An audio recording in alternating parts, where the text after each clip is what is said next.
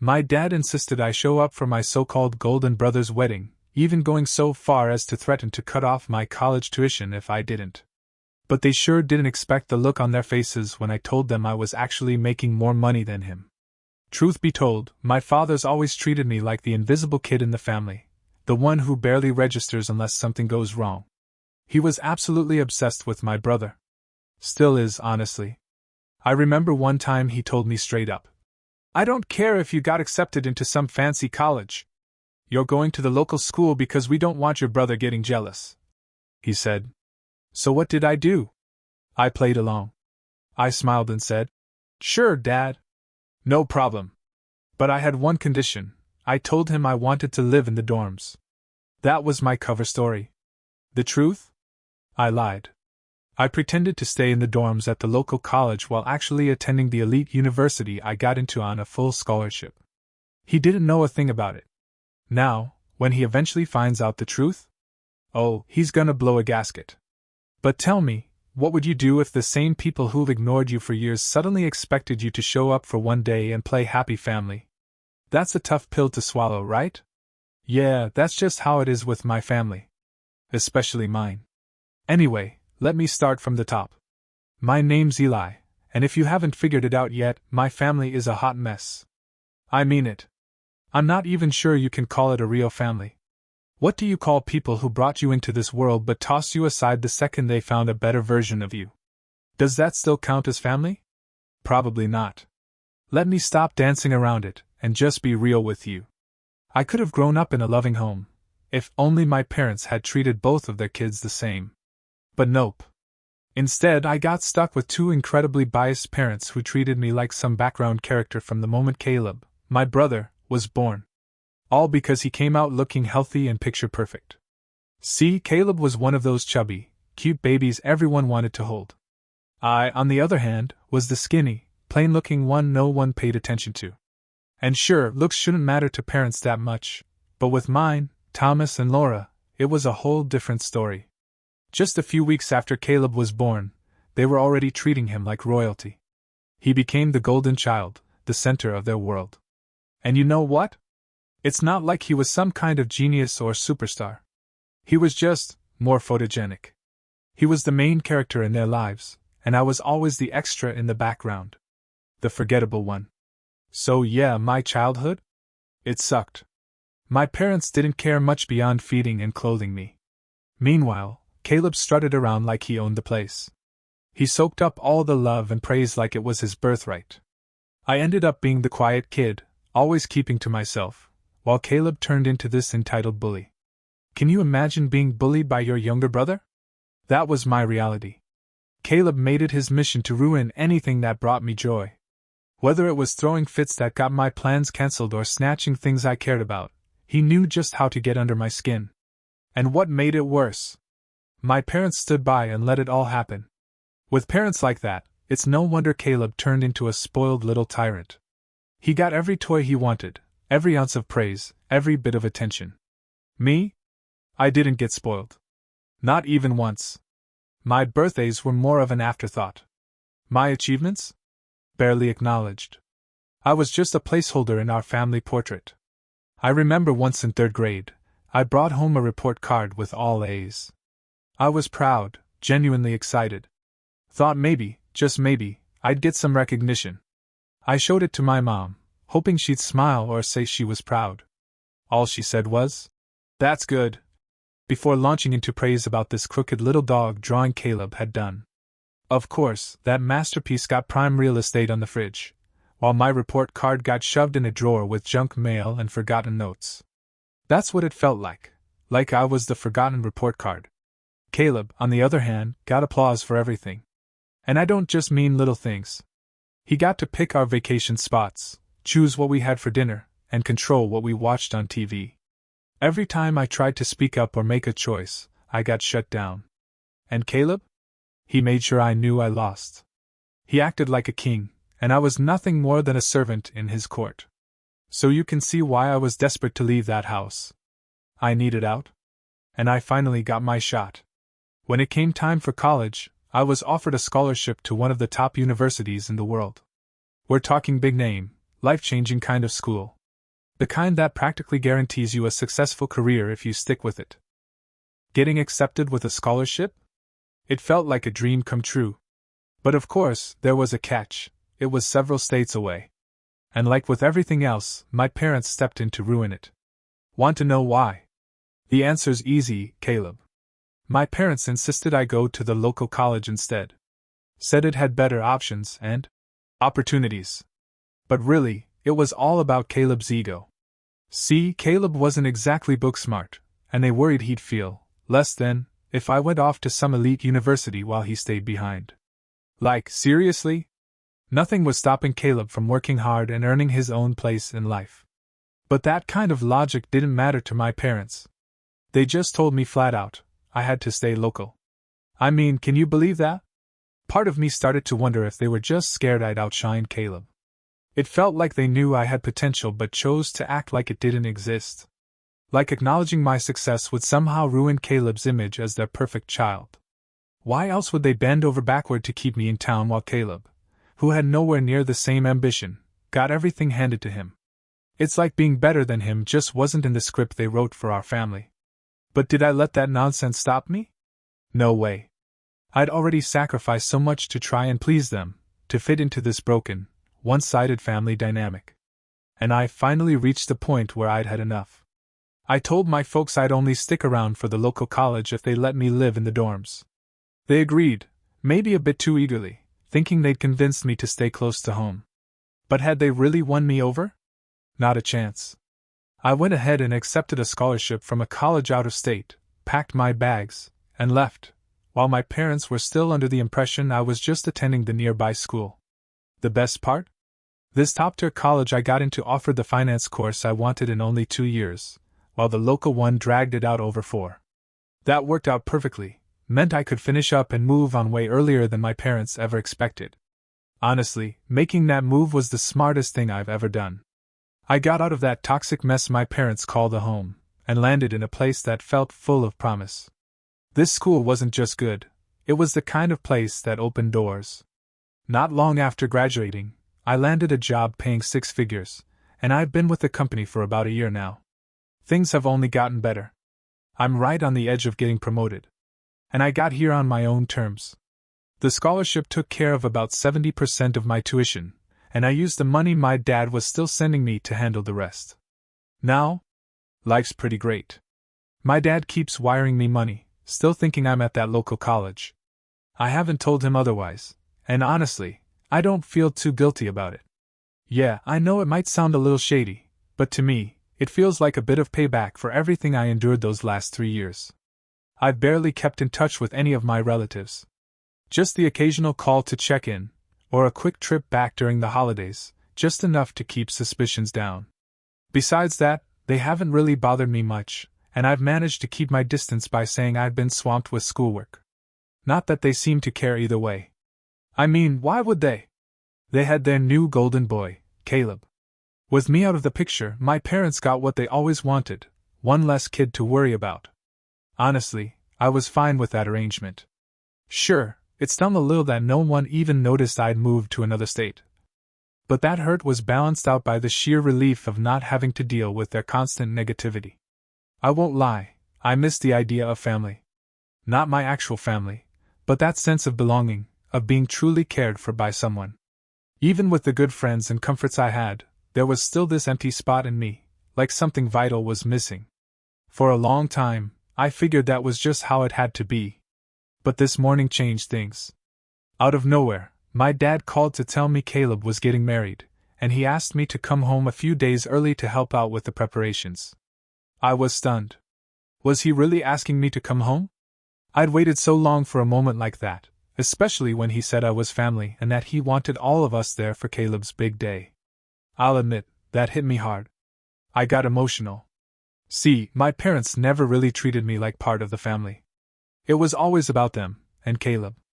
But this time, my dad was specifically asking me to be there. That kind of acknowledgement? I wasn't used to it. It felt good for a second, being appreciated. But then it hit me, these were the same people who practically forgot I existed during my childhood. Even now, they didn't know I was living in a completely different state. So I had to ask myself, do I really want to go back to that? Back to being overlooked and pushed aside like I always was? That's where I'm stuck right now, and I figured I'd put it out there. What would you do if you were in my shoes? I still crave that sense of family. It'd be amazing to feel like they genuinely cared for me, just once. But the thought of returning only to be let down again? That scares me. So I'm torn. Do I show up at Caleb's wedding just for the sake of keeping the peace, for the sake of family? Or do I stick with my choice to stay away and protect myself? Well, I had 2 full days to think it through. And in the end, I made up my mind. I chose peace. Now, I know some of you might not agree with that call, but I didn't accept my dad's invitation to Caleb's wedding. And you know what? It feels like the best decision I could have made. Spoiler, my parents haven't changed, and probably never will. Let me pick up where I left off. After giving it some thought, I sent my dad a quick text saying I wouldn't be able to make it. No drawn-out explanation. No excuses. Truth is, I never planned on going.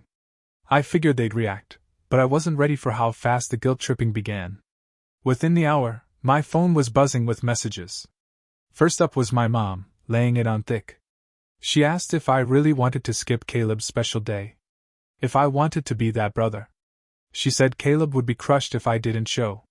That it'd mean the world to him to have his big brother there. She even pulled the "you only get one family" card. But here's the thing, Caleb's wedding didn't mean a thing to me. Not when he never gave a damn about any of my milestones. Not one. And yeah, maybe you only get one family. But only if they actually act like family, right? So I told my mom straight, I wasn't coming.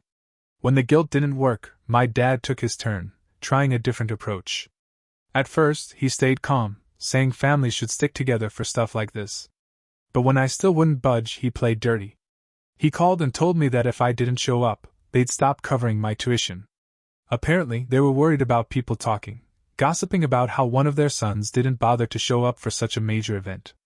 Basically, they were more concerned about appearances than anything else. Not about me. Not about Caleb. Just about how the family looked to outsiders. That's when I hit my limit. How selfish can you be? Threatening to yank my education funding just to get me to attend a wedding? It was ridiculous. Especially since I didn't even care about the money they sent me anymore. So I told my dad, go ahead, cut off the college funds. I'm not going to the wedding, and nothing you say or threaten is going to change that. I still hadn't told my family that I'd actually graduated a whole year ago and had moved out of state. I was living a life they never could have given me, pulling in a 6-figure income and enjoying real freedom. I kept it all quiet because the last thing I wanted was for them to show up and mess everything up, like they always did. Deep down, I knew I'd have to come clean eventually, and yeah, I planned on doing that soon. But at that moment, I was just enjoying my life. The fact that I refused to show up at my brother's wedding drove my dad up the wall, even after he warned me. He flipped, calling me ungrateful. He started going on about how I'd always been a pain. Said he was going to pull my name from the local college to teach me a lesson. He tossed that out like it was some huge punishment, like losing access to a place I'd never even set foot in was going to crush me. The truth couldn't be more opposite. I was honestly cracking up. I could have told him right then and there that I never even enrolled at that local college, but where's the fun in ruining the punchline? So now, I'm just sitting back, waiting for him to go try and yank my name from a school I was never part of. What I'm really looking forward to is the look on his face when he realizes I don't need him or his money anymore. That's going to hit hard. I know it won't be long before my phone blows up with another round of his angry rants. And honestly, I can't wait. Anyway, I'll keep you all posted on how things unfold. Until then, take care. Hey again, it's Eli. I know I just gave you an update yesterday, but buckle up, because the circus that is my life just kicked things up a notch. After that last post, I had this gut feeling that my dad wasn't going to take me skipping Caleb's wedding lightly. Turns out, I was spot on. It all kicked off with a phone call this morning. He was livid. Right out the gate, he demanded to know where I'd been and what the heck I'd done with all the money he sent me for college. Honestly, it felt like I was watching a toddler pitch a fit because someone took away his toy. Except this time, it was my dad losing his mind over something he didn't understand. Apparently, right after our last talk, the man actually drove over to the local college. Now here's where it gets juicy. He went down there to officially withdraw my name, thinking he'd be teaching me some kind of hard lesson. The guy seriously believed that canceling my classes would scare me into going to Caleb's wedding. He couldn't have been more wrong. So yeah, when he showed up to that college, he got a surprise he wasn't ready for. Turns out, the school had no clue who he was talking about, because I was never enrolled there in the first place. I can only imagine the look on his face, standing there trying to drop a student who didn't exist. Must have felt like taking a punch to the gut. He brought all that frustration into our phone call too. You could hear the bitterness in his voice after being publicly embarrassed like that. He kept grilling me about where I'd been for the past 3 months, and how I was spending that college money. But the whole situation was just so ridiculous, I couldn't stop laughing. After a few more jabs from him and a bit of back and forth, I figured it was finally time to lay it all out. So I told him straight, I graduated a year ago on a scholarship. And yeah, the money he sent helped, but I used it wisely. Then I hit him with the big reveal, I've got a 6-figure job now, and I'm making more money than he ever did. He asked if I was joking, but I could tell the disappointment hit him the moment he realized I was dead serious. Knowing that I wasn't the struggling kid he thought I was anymore, that I'd built a stable life without his help, must have been a tough pill for him to swallow. But I was ready for whatever came next. The second the truth settled in, he lost it. Called me a traitor for keeping him in the dark. Started listing all the things he'd supposedly done for me, acting like I owed him everything. All that talk about what he'd done for me? What was he even referring to? The years he and Mom spent ignoring me while they doted on their golden child. Then came the part that really blew my mind. He said the only way he'd forgive me was if I went to Caleb's wedding and made sure no rumors or gossip would fly about the family. I couldn't believe what I was hearing. Even now, with everything going down, he was more worried about appearances than anything real. It's wild how suddenly he's all about the family image, when that stuff never mattered to him before. Anyway, I told him I didn't need his forgiveness, and I definitely wasn't about to play along with their fake happy family act. He kept trying to guilt-trip me into going to the wedding, and at that point, he just seemed desperate, but I didn't budge. I told him flat out there was no way I'd show up to celebrate the guy who wrecked my childhood. And I made it clear I was done with the drama. That I was cutting all of them off. My dad didn't expect that, but I didn't stop there. I reminded him how I spent my whole life staying quiet, letting everything slide. But not anymore. I told him not to call me again. Let them enjoy their perfect son's wedding. I'd be living my own life far away from their mess. He tried one last emotional tug, saying I was still his son, that I needed to be there for my brother's big day. But I'd had enough. I told him as far as I was concerned, he had one son, and it's the only one he ever cared about anyway. They could keep playing happy family without me. And just like that, I cut the cord. I didn't even let him get another word in. I ended the call and blocked his number on the spot. So here I am now, officially done with the chaos they brought into my life. It's a strange mix of emotions, honestly. I never pictured things ending like this. But at the same time, there's a sense of peace that comes with it. I know it had to happen. Now I've finally got the chance to live quietly. And who knows? If things keep going right, maybe I'll even start a family of my own one day. It's been over a month since I shut down contact with them. Thought that would be the end of it. Thought I'd finally be free of the drama and manipulation. But of course, they're not letting go that easy. Just a few days ago, I got a surprise call from a number I didn't recognize. Turns out, it was my mom on the other end, and she was crying her eyes out. I had blocked every number tied to them, so seeing this call come through caught me off guard. I didn't hang up right away because something in me figured something terrible might have happened. But that wasn't the case at all. Instead, she started pouring her heart out, saying how much she missed me and just wanted her son back. She said she didn't care about anything I did, or what Dad did, for that matter. None of that meant anything to her anymore. She just wanted me back in the family, plain and simple. I couldn't help but feel confused. Like, where was all this concern before? When I told them I was cutting ties, they barely blinked. And now all of a sudden, my mom's desperate to make things right? Kinda fishy, don't you think? So I told her I'd call her later and hung up. Something about the whole thing didn't sit right with me. So I reached out to my aunt, Mom's sister, to see if she knew what was going on. What she told me? Man, it was wild, and it confirmed everything I had suspected. Apparently, Caleb's wedding had turned into an absolute disaster. A full-blown mess. The fiancé everyone thought was amazing turned out to be a total con artist. Before the wedding, she somehow talked Caleb, my parents, and even a bunch of relatives into sinking their savings into some sketchy, once-in-a-lifetime investment. And you guessed it, it was a complete scam. She took every dime and vanished. There was no wedding. She just disappeared, along with everyone's money. But that wasn't even the worst of it. My aunt told me my parents were in even deeper trouble than I imagined. Apparently, my dad got into some kind of argument with an employee and his family, which led to a major blow to his already crumbling business. That's when the puzzle pieces started falling into place.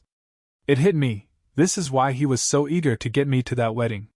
He wanted to show off this picture-perfect family to save face, to prove to people he still stood for family values and all that. But clearly, that plan crashed and burned. The mess with Caleb's fiancée only made their bad situation worse. In short, they're bleeding money from every angle. And to top it all off, they used their house as collateral for a loan in a desperate move to save the business. That too blew up in their faces. Now, they're probably going to lose their home. Last I heard, they were crammed into some rundown trailer or tiny apartment, whatever they could afford. That's when it all became crystal clear. Mom didn't call because she missed me or wanted to reconnect. She called because they were desperate.